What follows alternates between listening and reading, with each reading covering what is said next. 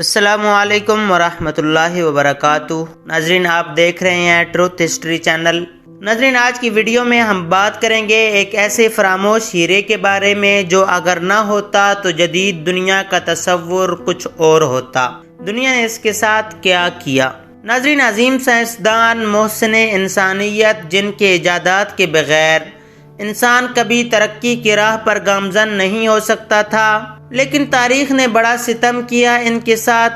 ناظرین، یہ عظیم سائنسدان نیکولا ٹیسلا تھا، جس نے عوام کی خدمت کے لیے اپنا کام وقف کرنا چاہا، مگر جیسے ہی سرمایہ داروں کو اس کے نیک ارادوں کا پتہ چلا تو ان کو تاریخ سے بھی ختم کرنے کی کوشش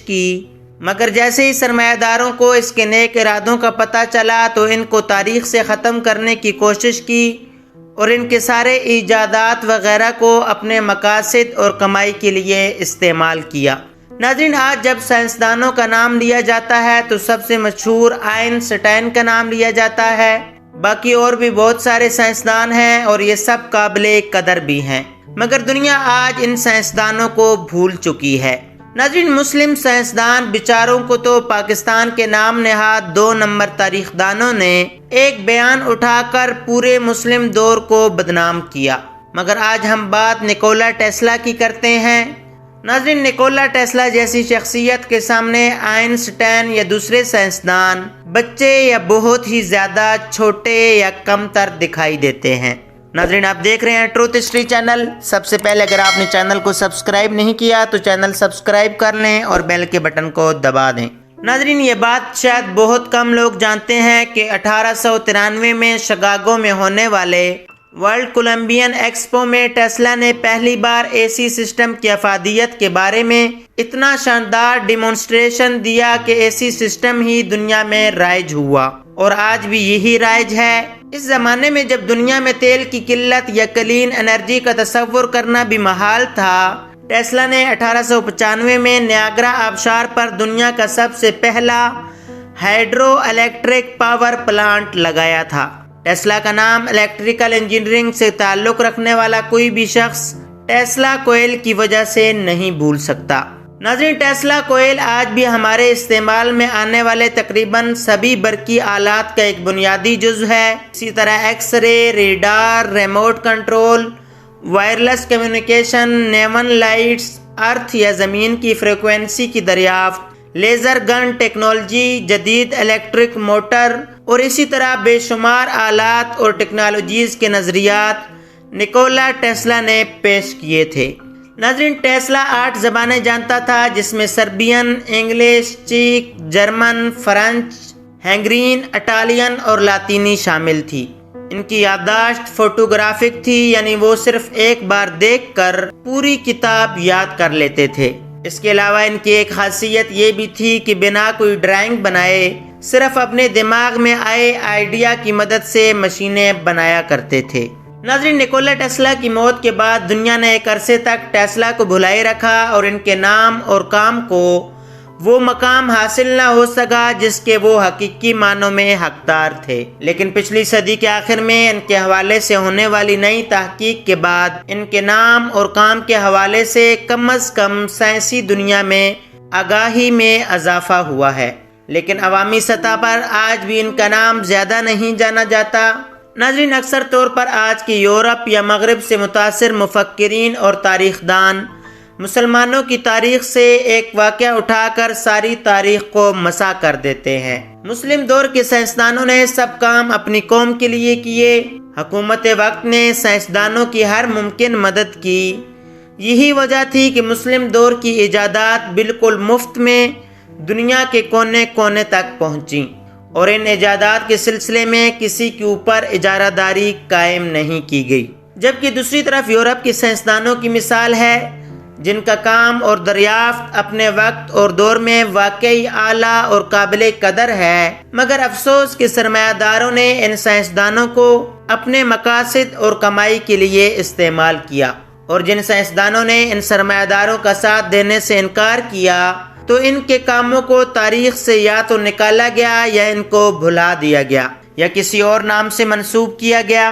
ناظرین، جدید دور میں ملٹی نیشنل کمپنیاں اور سرمایہ داروں کا ایک طریقہ یہ ہے کہ مختلف ذہین ترین لوگوں کو اپنی کمپنیوں میں نوکری دی جائے، جس کی وجہ سے ان لوگوں کی ساری قابلیت کمپنی کے منافع تک محدود ہو جائے گی، اور اس کے ذریعے سے مختلف ممالک کے نظاموں اور حکمرانوں کے ساتھ مل کر عوام کا استحصال کیا جائے اور ان سے منافع کمایا جائے۔ ناظرین، اس کی ایک مثال پاکستان بھی ہے، جہاں پر حکومت کی طرف سے عوام کو کوئی سہولیات میسر نہیں، اسی لیے ذہین ترین لوگ یا تو سرکاری نوکری کر کے ضائع ہو جاتے ہیں یا پھر ان کمپنیوں کی کمائی کا ذریعہ بن جاتے ہیں۔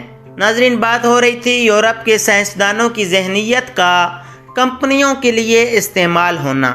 انہی سائنسدانوں میں سے ایک عظیم نام نکولا ٹیسلا کا ہے، جس نے اپنے کام کو عوام کے لیے بالکل مفت کرنا چاہا، مگر جب سرمایہ دارانہ نظام کو یہ بات معلوم ہوئی تو ان پر سارے دروازے بند کر دیے گئے۔ انسانی تاریخ میں کچھ ایسے نایاب افراد پیدا ہوئے جنہوں نے سچے علم کی خاطر عظیم کارنامے سر انجام دیے اور کبھی بھی اپنے کارناموں پر فخر تک نہ کیا۔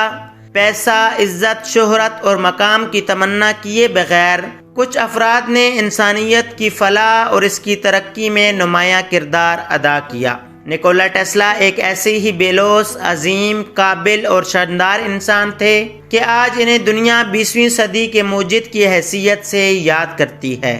ناظرین، آج کی یہ ویڈیو نکولا ٹیسلا کے بارے میں ہے۔ آج سے ٹھیک 164 سال پہلے 1856 کی 9 اور 10 جولائی کی درمیانی رات کو اس وقت کی طاقتور سلطنت آسٹریا اور موجودہ کروشیا میں ایک سربین فیملی میں ایک بچے کی پیدائش ہوئی۔